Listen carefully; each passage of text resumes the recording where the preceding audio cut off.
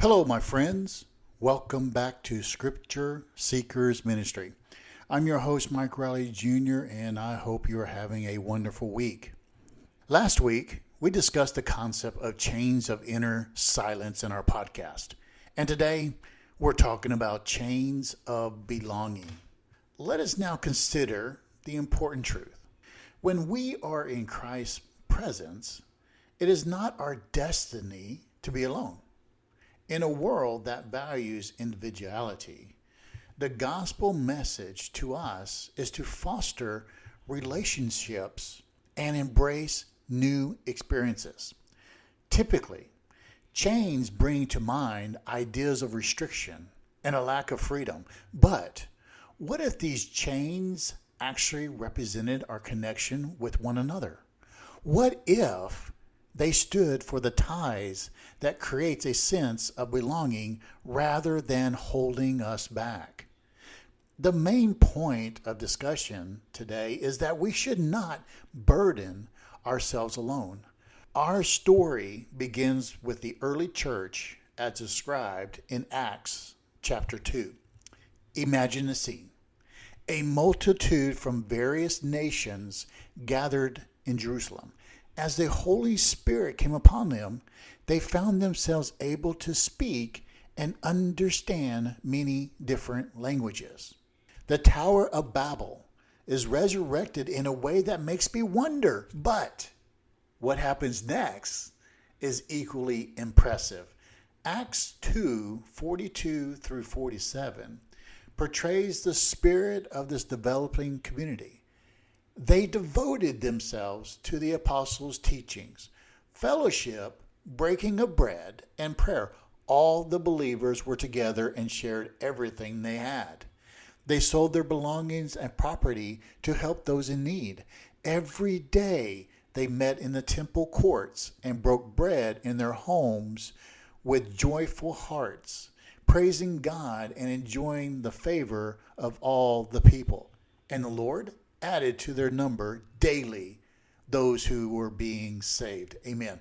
This was not simply a group of friends. It signified a change in the concept of community.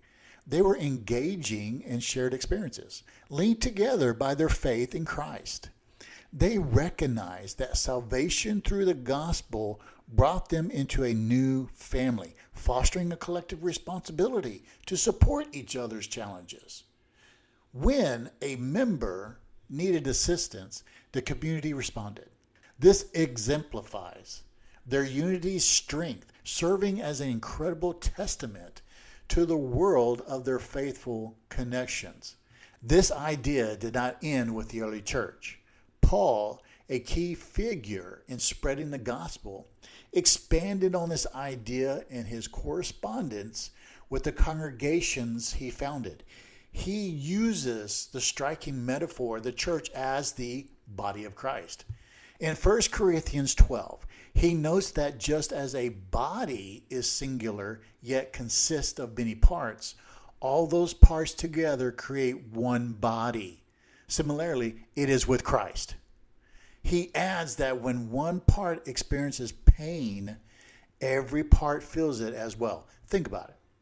My hand cannot tell my foot that it is unnecessary. We are interconnected. This connection brings about interdependence.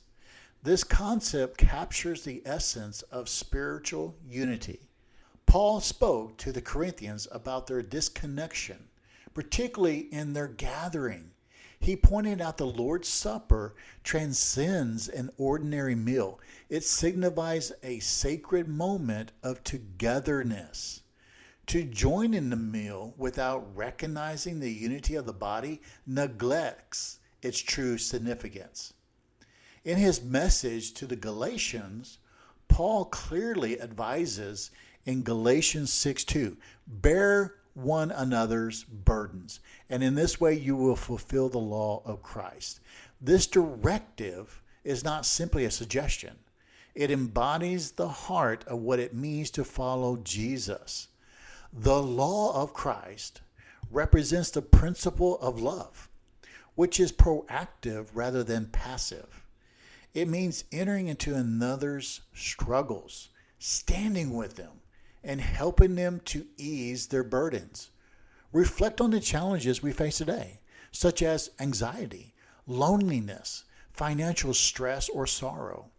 Society often pressures us to appear strong, to be self-sufficient, and to conceal our weaknesses. Yet this is fundamentally flawed. The early church, as described in Acts, exhibits a more beneficial approach. Paul's letters remind us that genuine strength comes not from isolation, but from our shared humanity and spiritual connection in Christ. By sharing our trials with trusted companions, we find relief for ourselves and enable others to embody the law of Christ. We foster a true community where we participate in each other's joys and sorrows. Now think about this. Who are the people you confide in about your challenges? Who are those whose burdens you are helping to carry? We aren't meant to face life alone. We were made for relationships, communities, and a sense of belonging that goes beyond earthly connections.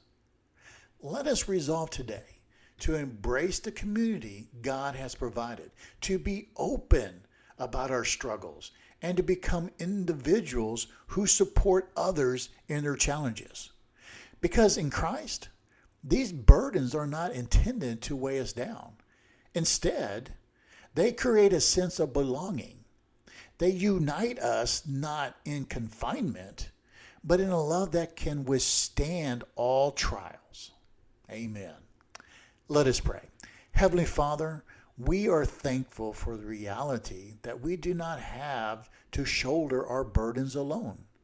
We value the example of the early church and the wisdom found in Paul's writings, which illustrates the nature of being the body of Christ. Help us to be a community willing to share our struggles and support one another through hardship. Grant us the humility to acknowledge our vulnerabilities and the strength to love and assist those around us. May our togetherness be a testament to your love in the world. Bind us together through your Holy Spirit so we can experience the strength of shared burdens and the joy of authentic community. In Jesus' name I pray, amen. Thank you for joining me at Scripture Seekers Ministry.